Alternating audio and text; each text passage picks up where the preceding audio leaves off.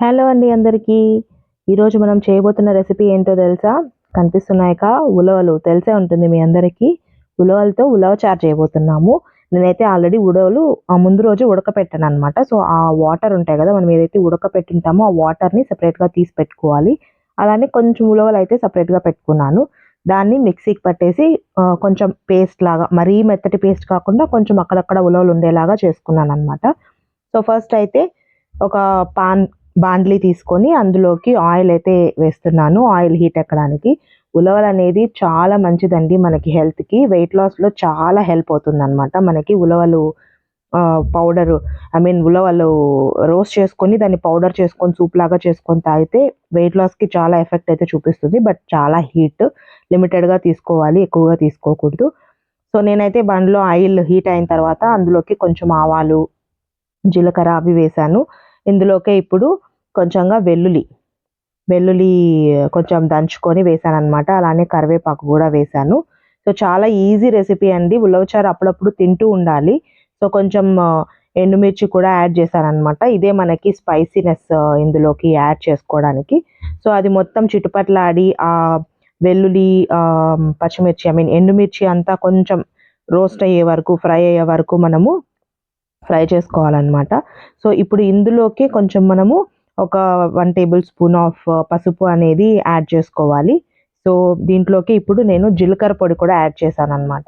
So, జీలకర్ర పొడి కూడా యాడ్ చేయాలి. మంచిగా కొంచెం సేపు సిమ్‌లో పెట్టుకొని రోస్ట్ చేయాలి. మాడిపోకూడదు. మాడిపోకుండా సిమ్‌లో పెట్టుకొని రోస్ట్ చేయాలనమాట. ఆ తర్వాత ఇందాక మనం ఉడకపెట్టుకున్న ఉలవలు పేస్ట్ చేసుకున్నాం గదా! కొంచెంగా.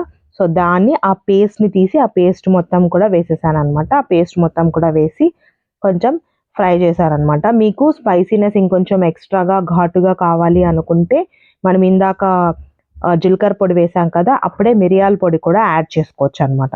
లేదా తర్వాత కూడా మిరియాల పొడి అనేది యాడ్ చేసుకోవచ్చు. కొంచెం స్పైస్ కావాలి అనుకుంటే, ఘాటు కావాలి అనుకుంటే. సో, ఇప్పుడు నేను ఈ ఉలవలు వాటర్ ఉంటాయి కదా! మనం ఏదైతే ఉలవలు నానబెట్టుకొని ఒక 7-8 అవర్స్ నానబెట్టుకొని దాన్ని ఉడకపెట్టుకుంటాం.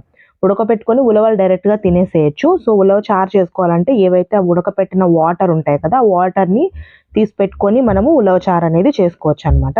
సో, ఇప్పుడు ఇందులోకే నేను చింతపండు వాటర్ కూడా ఏస్తున్నాను. ఒక టొమాటో కూడా యాడ్ చేశానండి. చింతపండు, ఒక టొమాటో. ఎక్స్‌ట్రా ఫ్లేవర్ కోసం యాడ్ చేశాను. మీరు నార్మల్‌గా ఓన్లీ చింతపండు వాటర్ కూడా వేసుకోవచ్చనమాట. కొంచెం ఒక నిమ్మపండంత చింతపండు నానబెట్టుకొని ఆ వాటర్ వేసుకోవాలనమాట. దాని తర్వాత తిరగమాత వేసేస్తే మన ఉలవ చారు అయితే రెడీ అయిపోయింది. సో, ఇలా ఎందుకు చేస్తున్నానంటే ఆ స్పైసీనెస్ అందులో మిర్చిలో ఉన్న స్పైసీనెస్ పట్టాలి కదా! వాటర్‌కంతా కూడా అందుకని అలా చేస్తున్నాను అనమాట. చెయ్యయితే మంట పుడుతుంది. అలా నేను ఇది చేయలేను అనుకున్న వాళ్ళు చేయాల్సిన అవసరం లేదు. మిరియాల పొడి వేసుకోవచ్చు. ఘాటు ఉంటది. ఇప్పుడు ఇందులోకి మనకి సరిపడా సాల్ట్ అయితే వేసేసుకోవాలి. సాల్ట్ అయితే వేసేసుకొని మొత్తం ఒకసారి మిక్స్ చేసుకున్న తర్వాత దాన్ని అలానే కాసేపు వదిలేసేయాలనమాట. నేనైతే మిరియాల పొడి లాస్ట్‌లో యాడ్ చేశాను. సో, మిరియాల పొడి ఏమవుతుందంటే లాస్ట్‌లో యాడ్ చేసినప్పుడు మంచిగా మిక్స్ చేసుకోవాలనమాట. సో దట్ అది ఉండలుండలు లేకుండా ఉంటుంది. అదే మనం ఇందాక జీలకర్ర వేసినప్పుడే యాడ్ చేస్తే కొంచెం అందులోకి మొత్తం అంతా మిక్స్ అయిపోతుందనమాట. సో, అప్పుడైనా యాడ్ చేసుకోవచ్చు. లేదా చివర్లో కూడా మనము మిరియాల పొడి అనేది యాడ్ చేసుకోవచ్చు. బట్ ఆ ఉండలు లేకుండా మంచిగా మిక్స్ చేసుకోవాలనమాట. సో, ఇప్పుడు బాగా ఇది తెరలే వరకు వెయిట్ చేయాలనమాట. తెరలడం అంటే నురుగొచ్చి బాగా తెర్లుతుందనమాట రసం అంతా కూడా. సో, తెరలే వరకు వెయిట్ చేసి వేడి వేడి ఉలవ చారు మంచిగా అన్నంలోకి వేసుకొని తిన్నా కూడా సూపర్‌గా ఉంటుంది. చాలా మంచిదండి హెల్త్‌కి. అప్పుడప్పుడు ఉలవ చారు తింటూ ఉండాలి. సో, ఇదండి ఉలవ చారు ఎలా తయారు చేయాలి అనేది రెసిపీ. మరిన్ని ఇంట్రెస్టింగ్ వీడియోస్ కోసం అయితే నా ఛానెల్‌ని సబ్స్క్రైబ్ చేసుకోండి ప్లీజ్. అండ్ వీడియోని లైక్ చేయండి.